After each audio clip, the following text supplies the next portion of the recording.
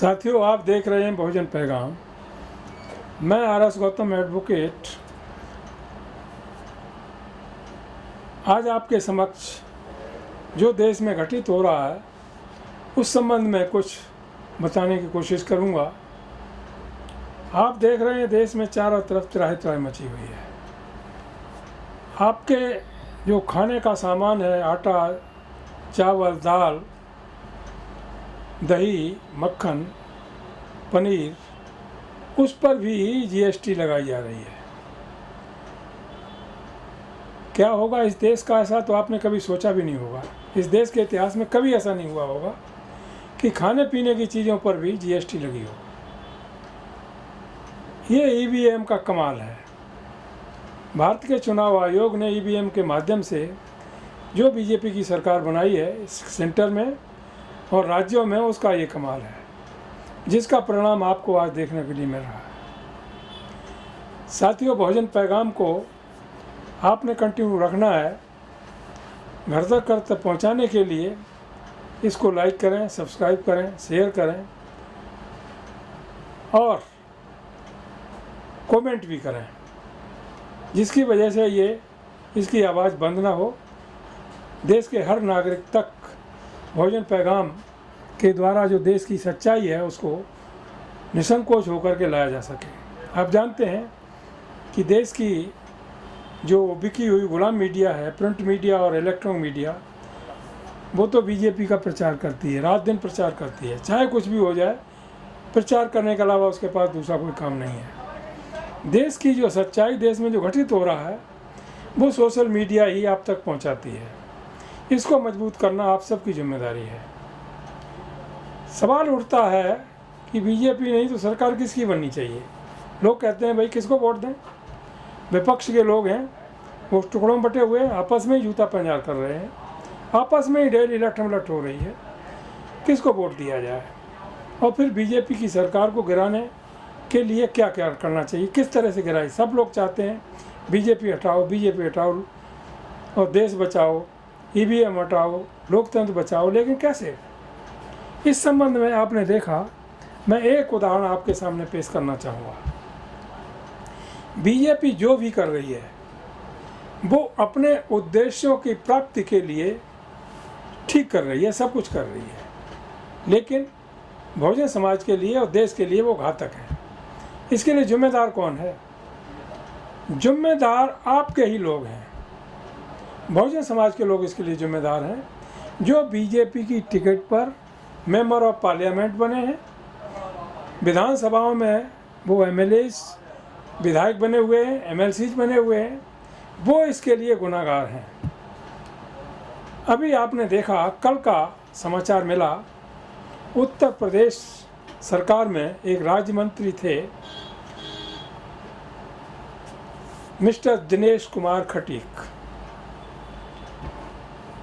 उन्होंने अपने पद से त्यागपत्र दे दिया। क्यों? उनका कहना यह है कि मंत्री में बना दिया गया। किस बात का मंत्री? मेरे विभाग का एक चपरासी भी सुनने को तैयार नहीं है, कोई बात ही नहीं मानता। सारे के सारे जो बात मानते हैं योगी की मानते हैं, या योगी के जो लोग चाटुकार हैं उनकी बात मानते हैं। तो ऐसा मंत्री बनने से क्या फ़ायदा? ऐसे तो विपक्ष के लोग एमएलए हैं, वैसे मैं एमएलए हूँ, तनख्वाह उनको मिलती है, हमको मिलेगी।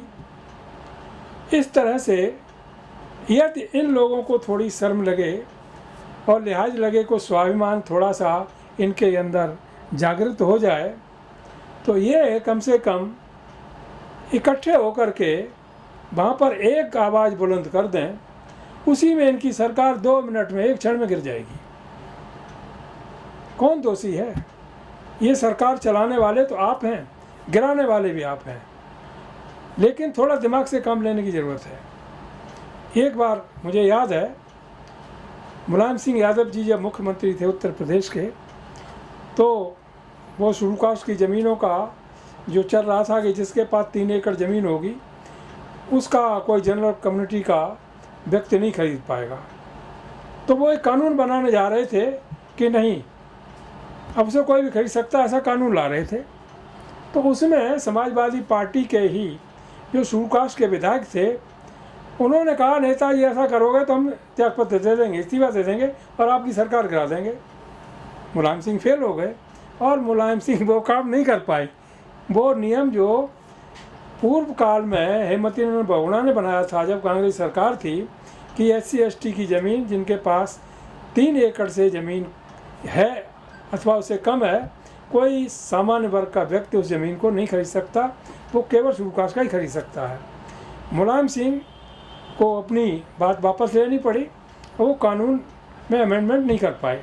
इसी तरह से किसी भी स्टेट में जहाँ बीजेपी की सरकार है, सेंट्रल में बीजेपी की सरकार है, यदि ये लोग चाहें SC/ST और OBC माइनॉरिटी के लोग जो बीजेपी के झंडे पर, उसके बैनर पर, उसके चुनाव चिन्ह पर चुनाव जीत के गए हैं EVM के माध्यम से, इनका कोई अस्तित्व तो वहाँ पर है नहीं।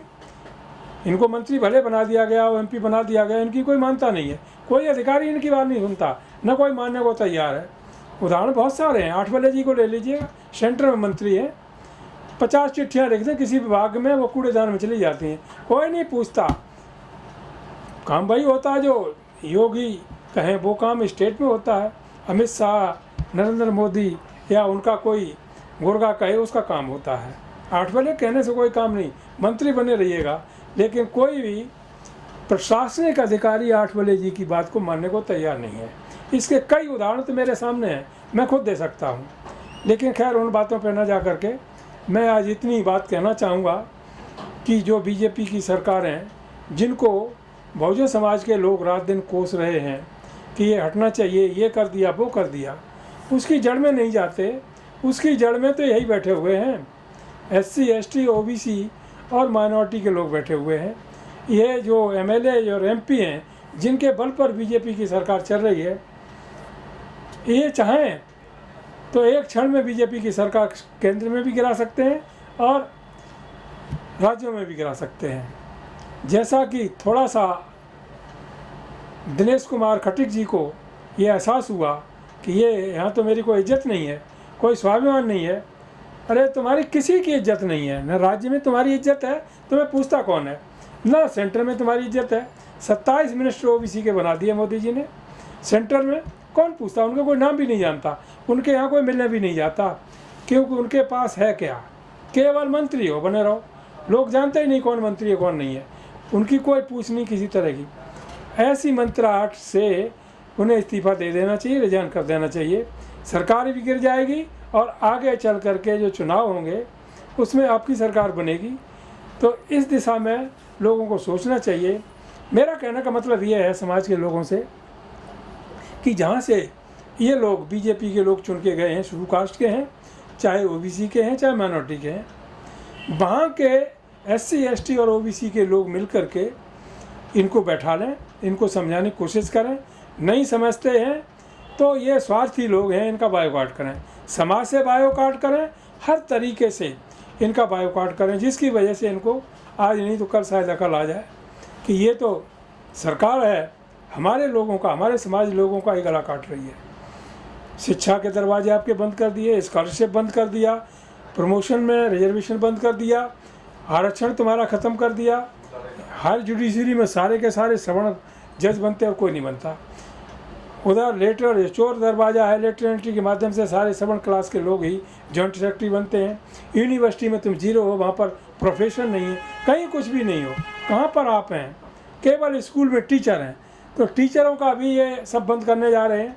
देखा आपने हरियाणा गवर्नमेंट का एक प्रपोजल आया हुआ है कि वहाँ जो बच्चे सवर्णों बहुजन समाज के होंगे, सरकारी स्कूल में एडमिशन लेंगे तो 500 रुपये फीस देनी पड़ेगी, प्राइवेट में लेंगे तो 1100 रुपये सरकार देगी। उसके पीछे लॉजिक क्या है कि सरकारी स्कूल धीरे धीरे सब बंद हो जाएंगे और उसके बाद सारा का सारा अडानी अंबानी के अंडर में ये प्राइवेट स्कूल सब चले जाएंगे। उसके बाद वो निर्धारित करेंगे 5000 रुपये महीने फीस, वो आप दे नहीं पाओगे। आप इधर के भी नहीं रहे, उधर के भी नहीं रहे, तो कहाँ शिक्षा पाने जाओगे? यही पोजीशन हर राज्य, अभी तो हरियाणा में उन्होंने टेस्ट किया है क्या हो रहा क्या नहीं हो रहा है। अब यही पोजीशन कल गुजरात में भी आएगी, उत्तर प्रदेश में आएगी, मध्य प्रदेश में आएगी। क्या करोगे आप?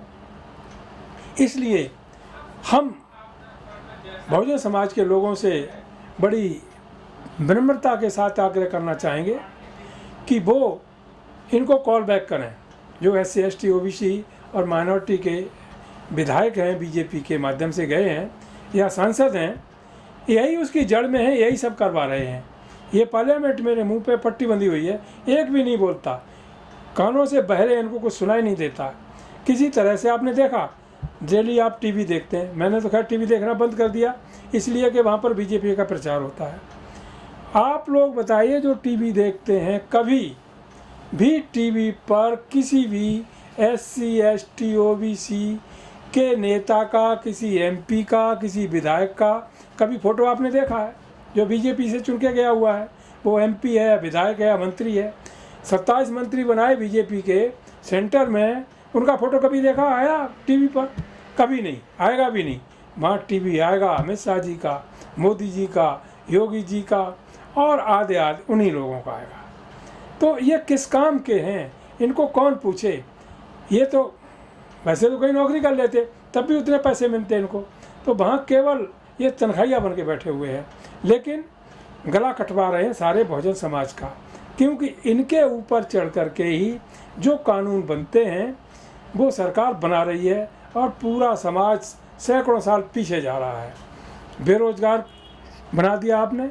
अभी आपने देखा कि वो सेना में भर्ती करने के लिए 4 साल के लिए टाइम रखा गया, अग्निवीर। क्या मतलब हुआ इसका?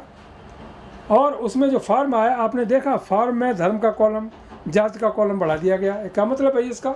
धर्म से और से क्या? इसका मतलब सिलेक्शन जब होगा, जिन लड़कों ने फॉर्म भरे हुए हैं उनमें जो सवर्ण कम्युनिटी के लड़के होंगे उनका सिलेक्शन हो जाएगा। SC ST OBC कोई होगा ही नहीं।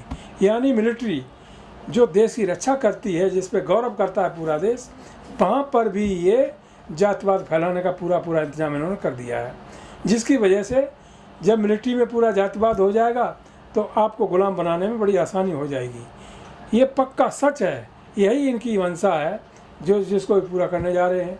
क्या ये जो MPs हैं, राज्यसभा के मेंबर्स हैं, खैर SC ST और OBC का मेंबर ये राज्यसभा का तो बनाते ही नहीं है, वो तो अपना बनाते हैं। उदाहरण आपके सामने है, केजरीवाल ने दिल्ली में सरकार बनाई, सारे SC ST OBC के लोगों ने वोट दिया, झुग्गी झोपड़ी वालों में, रिक्शे वालों ने वोट दिया। पंजाब में बनाई, वहाँ इन्हीं वर्गों के लोगों ने वोट दिया।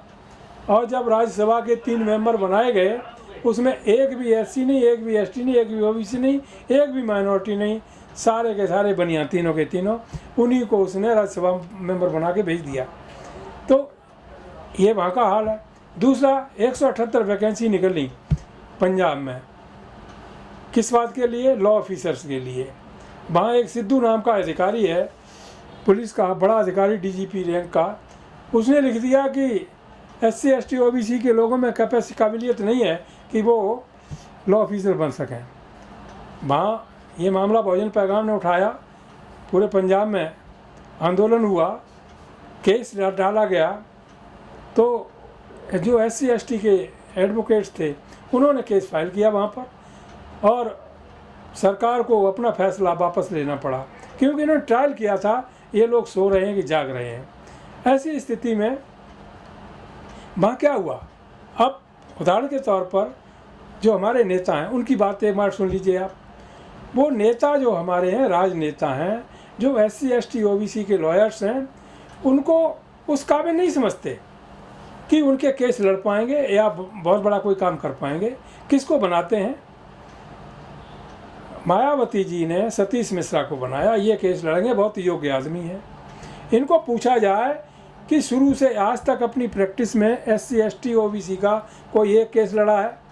एक केस कहीं लड़ा हो बता दें मुझे किसी का। हम लड़ते हैं, हमारे और कुलीग भाई लड़ते हैं, वो उनकी मदद करते हैं, लेकिन सतीश मिश्रा नहीं लड़ा। उसी तरह अखिलेश को ले लीजिएगा, कपिल सिब्बल को राज्यसभा का मेंबर बना दिया। काहे के लिए? उनकी सेफ्टी के लिए, उनका केस लड़ने के लिए। कपिल सिब्बल को पूछा जाए, सारा समाज जानता पूरे देश का, कोई गलत बात कह रहा हूँ वहीं रोक देना, कपिल सिब्बल ने एक केस SC ST और OBC का सुप्रीम कोर्ट में लड़ा हो, आरक्षण के समर्थन में लड़ा हो, या किसी तरह कोई एट्रोसिटी हुई उसके समर्थन में लड़ा हो? कभी नहीं लड़ा। कपिल सिब्बल की फीस 5 लाख, 10 लाख, 15 लाख, 25 लाख, 30 लाख, कौन शुल्क उसका दे देगा? नहीं दे देगा। तो ऐसी सोच है हमारे राजनेताओं की, इनको क्या हो गया है, इनके ये दिमाग से कोई सोचते भी हैं नहीं सोचते हैं इस तरह से। दूसरी बात, इन्होंने राष्ट्रपति के लिए सिन्हा साहब को ले आए। अरे भाई, शरद यादव को क्या खराबी थी शरद यादव में? शरद यादव को दुनिया पसंद करती, पूरा विपक्ष पसंद, क्यों नहीं लाए शरद यादव को? राष्ट्रपति का उम्मीदवार बनाते या राज्यसभा का मेंबर उनको बना देते, कोई अपोज नहीं करता किसी तरह का। सिन्हा के बारे में आप क्या जानते हैं? जब 1998 में रणवीर सिन्हा ने 58 वहाँ के आदिवासियों को, SC के लोगों को, OBC के लोगों को कत्लेआम कर दिया, डिस्ट्रिक्ट कोर्ट ने सज़ा भी दी और सिन्हा साहब ने अपने पद का इस्तेमाल करते हुए पटना हाई कोर्ट से सबको बरी करा दिया। उनको आप राष्ट्रपति बनाना चाहते हैं।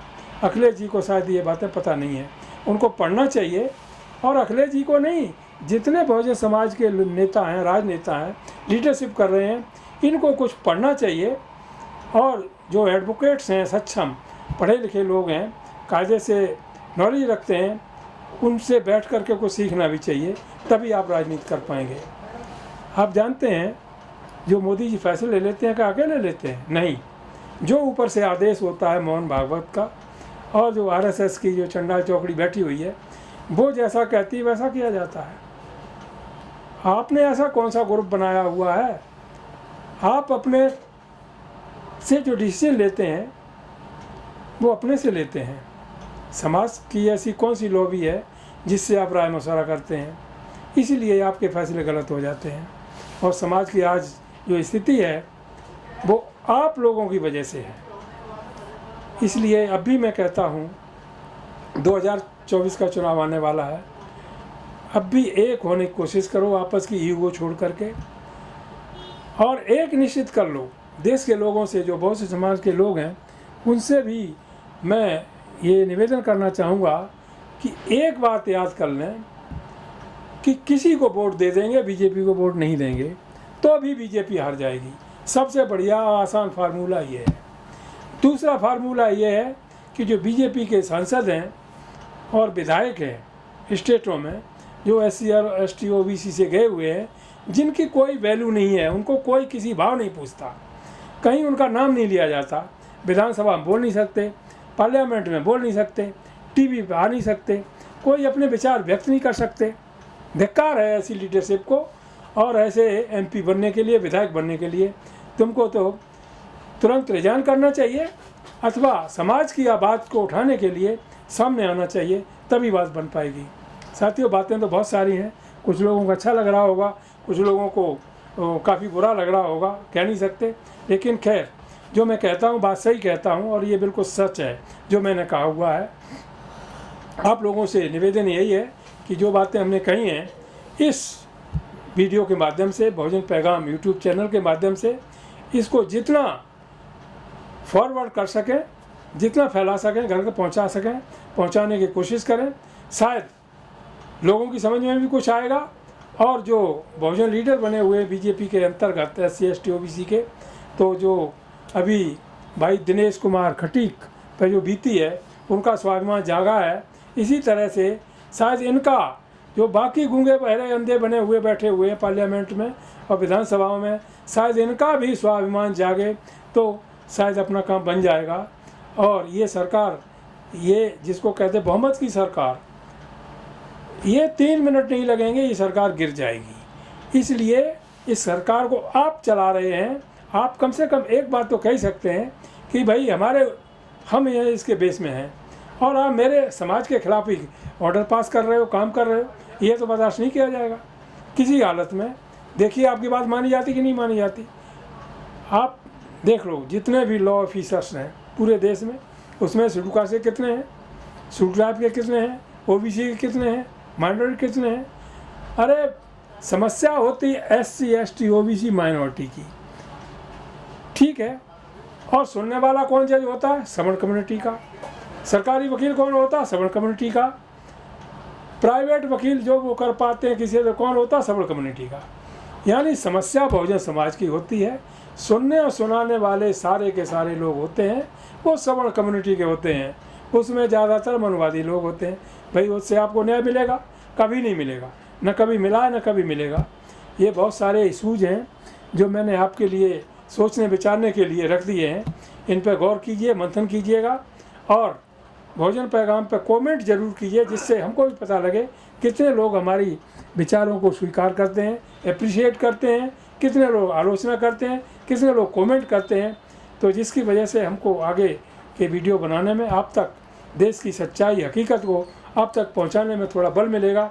इन्हीं शब्दों के साथ जय भीम, जय भारत, जय संविधान, नमो बुद्धाय, जय मूल निवासी।